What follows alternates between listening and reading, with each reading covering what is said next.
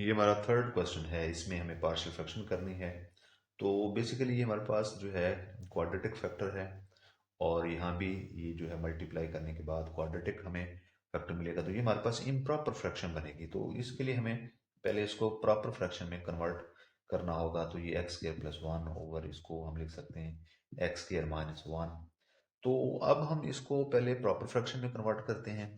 तो proper fraction में convert करने के लिए हम क्या करेंगे, एक्स स्क्र प्लस वन को हम डिवाइड कर देंगे एक्स स्क्र माइनस वन से। तो हम इसको वन से मल्टीप्लाई करेंगे, ये फैक्टर हमारे पास एक्स स्क्र माइनस वन आ जाएगा। इसके साइन चेंज करेंगे, ये कैंसिल हो जाएगा और यहाँ से टू आ जाएगा। अब हम इस चीज़ को लिख सकते हैं one answer plus reminder over x square x square minus one, या हम इसको ऐसे भी लिख सकते हैं कि ये हमारा one plus two over x plus one into x minus one के बराबर जो है ये आ जाएगा। तो अब हम क्या करेंगे जी, लेट कर लेते हैं कि ये जो हमारे पास वैल्यू है इसको हम यूज़ करेंगे टू ओवर वन प्लस, इसको हम कोई नाम भी दे देते हैं, ये हमारी इक्वेशन हो गई वन।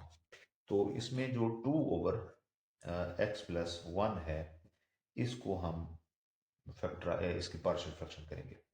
तो इसकी पार्शियल फ्रैक्शन करने के लिए हम दो कांस्टेंट इंट्रोड्यूस करवाते हैं, ए और बी। और ए के नीचे भी हम ये एक फैक्टर लिखेंगे, दूसरा फैक्टर बी के नीचे। ये हमारी इक्वेशन टू हो गई। तो मल्टीप्लाई करेंगे, multiplying equation one by x plus one into x minus one.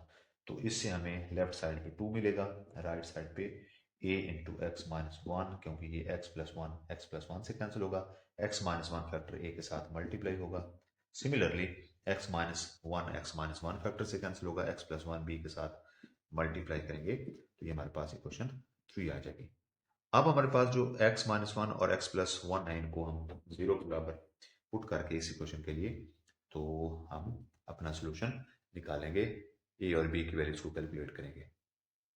तो इसमें जो ये फैक्टर है हमारा x माइनस वन, इसको यूज करेंगे, x माइनस वन को जीरो के बराबर पुट करके x की वैल्यू कैलकुलेट करेंगे। तो ये x की वैल्यू जो है इस इक्वेशन थ्री में हम पुट करेंगे तो लेफ्ट साइड पे टू आ जाएगा, राइट साइड पे इसमें a into one minus one plus b into one plus one, इसमें x की जगह हमने वन पुट कर दिया है।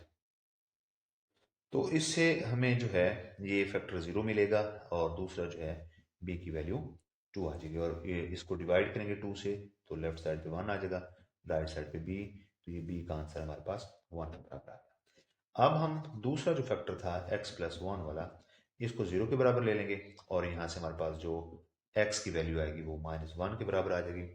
और हम इसको इक्वेशन थ्री में पुट करेंगे तो हमारे पास आंसर क्या आएगा, लेफ्ट साइड इक्वेशन थ्री की टू है और फिर a है, x की जगह माइनस वन आ जाएगा प्लस माइनस वन और plus b, x plus two था, x प्लस वन फैक्टर था तो यहाँ x की जगह माइनस वन आ जाएगा प्लस वन। तो इसमें ये फैक्टर हमारा जीरो हो जाएगा क्योंकि वन माइनस वन जीरो, और टू, और यहाँ से हमारे पास माइनस टू इंटू ए आ जाएगा। इसको टू से डिवाइड करेंगे तो वन आ जाएगा लेफ्ट साइड पर, और ये माइनस भी लेफ्ट साइड पे शिफ्ट करेंगे, मतलब माइनस टू से हम इस फैक्टर को लेफ्ट साइड को राइट साइड को डिवाइड करेंगे तो माइनस वन इक्वल टू ए के बराबर हमारे पास आंसर आ जाएगा। अब हम क्या करते हैं जी, पुट करते हैं a की वैल्यू माइनस वन और b की वैल्यू वन इन इक्वेशन